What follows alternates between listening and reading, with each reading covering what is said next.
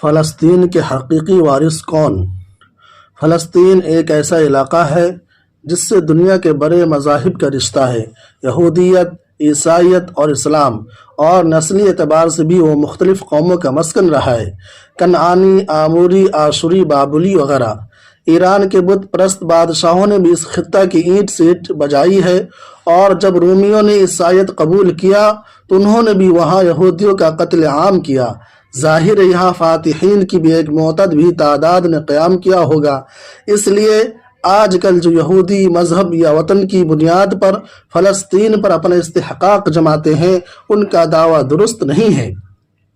اگر یہاں یہودیوں کی مقدسات ہے تو عیسائیوں کی بھی ہے اور مسلمانوں کی بھی۔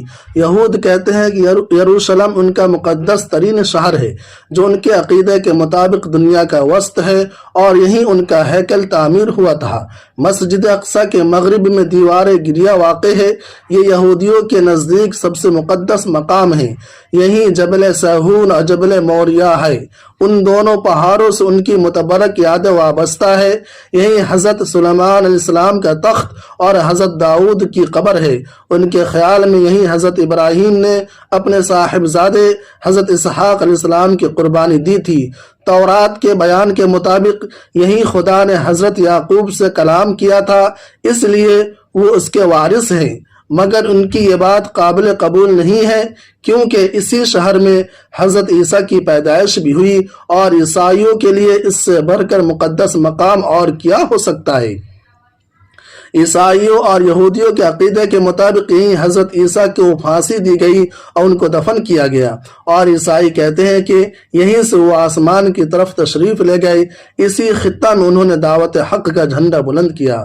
اگر مسلمانوں کے نقطۂ نظر سے دیکھا جائے تو یہود جن انبیاء کی نسبت سے اس کو مقدس مانتے ہیں، مسلمان بھی ان تمام انبیاء پر ایمان رکھتے ہیں، بلکہ وہیں ان کی حقیقی تعلیمات کو انسانیت تک پہنچانے کا کام کر رہے ہیں، اور ان انبیاء کی نسبت سے جو مقامات ہیں ان کا پورا احترام کرتے ہیں۔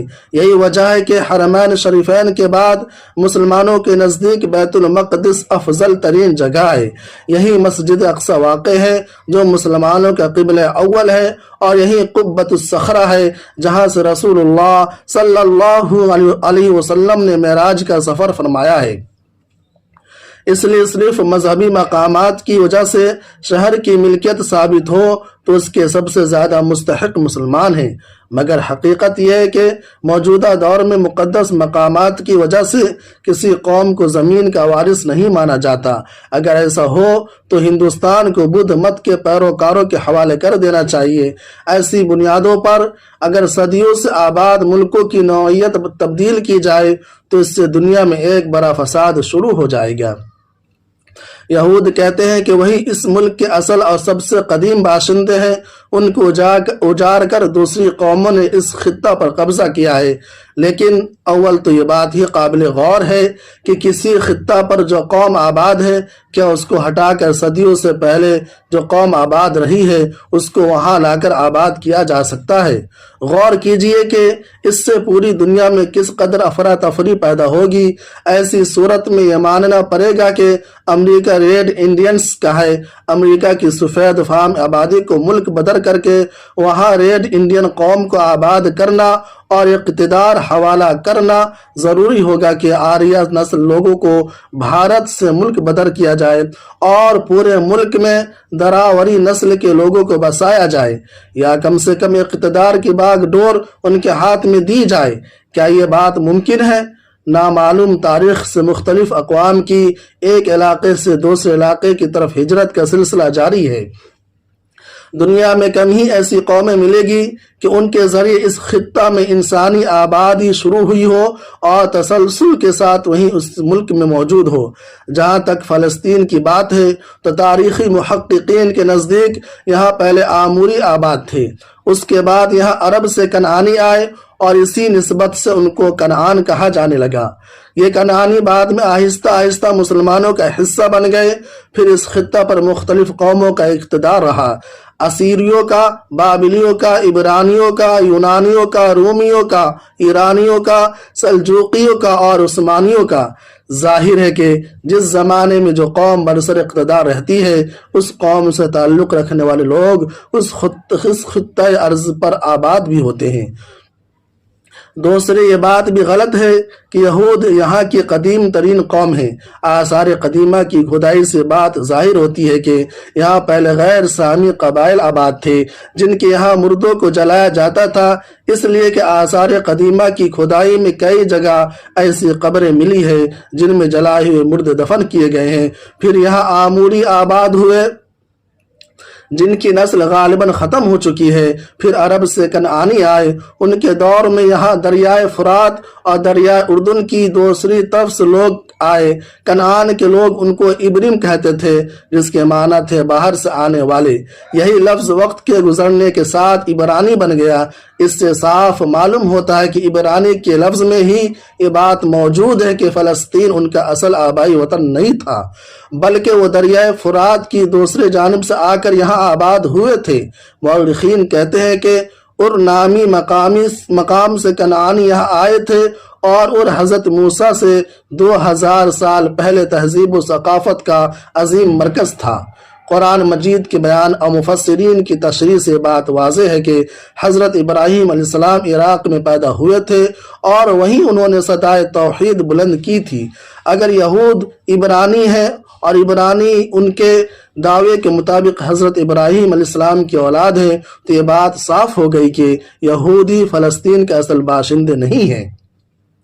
وہ عراق میں واقع دریائے فرات کی دوسری جانب سے یہاں پہنچے تھے، اس لیے یہودیوں کا یہ دعویٰ بالکل غلط ہے کہ وہ فلسطین کے حقدار اس لیے ہے کہ وہ یہاں کے سب سے قدیم باشندے ہیں۔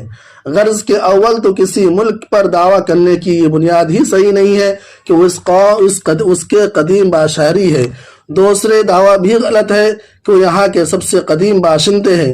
اللہ تعالیٰ جزائے خیر دے علامہ اقبال کو کہ انہوں نے 2 مصروں میں یہودیوں کی اس کھوٹی دلیل کا جواب دیا ہے ارض فلسطین پہ یہودی کا اگر حق ہسپانیہ پہ کیوں نہیں حق اہل عرب کا۔ بابا قوم مہاتما گاندھی جی نے بھی یہودیوں کے اس غلط دعوے اور اہل مغرب کی بیجا تائید پر صاف لفظوں میں رد کیا ہے۔ انہوں نے اپنے اخبار ہریجن 12 نومبر 1938 عیسوی میں ذکر کیا ہے، اگرچہ مجھے یہود سے مکمل ہمدردی ہے لیکن یہ ہمدردی مجھے انصاف کے تقاضوں سے اندھا نہیں کر سکتی۔ یہود کی قومی وطن کی آواز مجھے متاثر نہیں کرتی۔ فلسطین اسی طرح عربوں کا ہے جس طرح انگلینڈ انگریزوں اور فرانس فرانسیسیوں کا۔ یہود کو عربوں پر مسلط کرنا غلط ہوگا۔ اگر یہود کا فلسطین کے علاوہ کوئی وطن نہیں ہے تو کیا دوسرے ممالک میں رہنے والے یہود کا ان ممالک سے نکالنے کے لیے تشدد کرنا جائز ہوگا؟ یا وہ دوہری وطنیت چاہتے ہیں؟ تورات والا فلسطین اب جغرافیائی چیز نہیں ہے، صرف یہود کے دلوں میں ہے۔ یہودی یہ بھی کہتے ہیں کہ یہ ہماری ارض موعود ہے اور اس کے لیے وہ تورات کی مختلف عبارتوں کا حوالہ دیتے ہیں۔ خدا نے ابراہیم کو کہا اپنے ملک کو چھوڑو اور اس علاقے میں چلے جاؤ جو میں تمہیں دکھاؤں، اس علاقے میں دنیا کے نعمت یافتہ خاندان آباد ہوں گے۔ تورات کے ارشاد پر غور کیجئے۔ پہلی بات یہ ہے کہ خدا نے یہ وعدہ ابراہیم کی نسل کے لیے کیا ہے۔ حضرت ابراہیم کے 2 صاحبزادے تھے، حضرت اسماعیل اور حضرت اسحاق۔ حضرت اسماعیل کی اولاد عرب ہے جنہوں نے اسلام قبول کیا اور حضرت اسحاق کی نسل سے یہودی ہے، تو صرف یہودی حضرت ابراہیم علیہ السلام کی نسل نہیں ہے۔ یہ وعدہ حضرت ابراہیم کے واسطے سے دونوں قوموں کو حاصل ہے، بنی اسماعیل کو بھی اور بنی اسرائیل کو بھی۔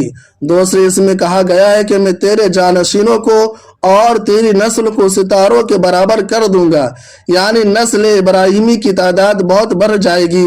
اب غور کیجئے کہ دنیا میں یہودیوں کی کتنی قلیل آبادی ہے۔ اس وقت ان کی آبادی 1 کروڑ ہے اور کبھی بھی 1.5 کروڑ سے زیادہ یہودیوں کی آبادی نہیں ہوئی۔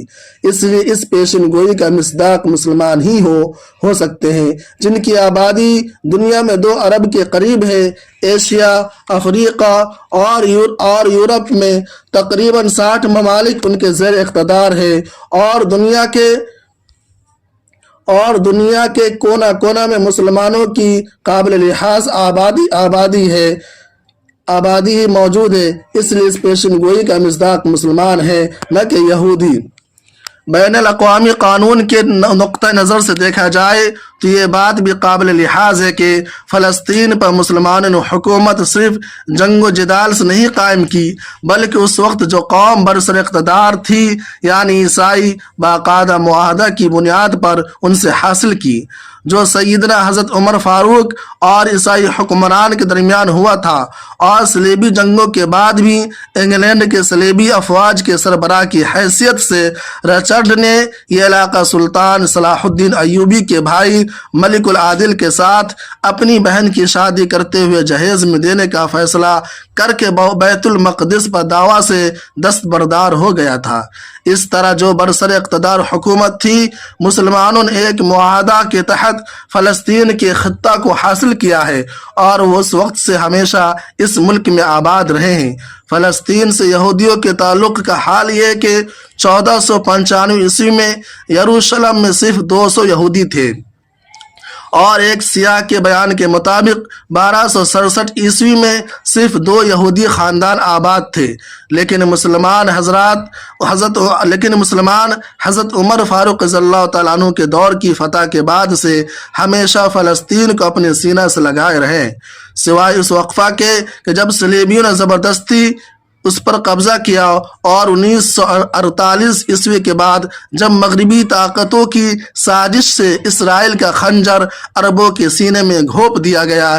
اس لیے تاریخی حقائق، بین الاقوامی اور نسلی تعلق کے اعتبار سے بھی فلسطینی اور ان کے واسطہ سے امت مسلمہ ہی اس ارض مقدس کی مالک ہے۔ یہ نہ صرف اسلامی تعلیمات کا حاصل ہے، بلکہ بین الاقوامی قانون بھی اس کی پشت پر ہے۔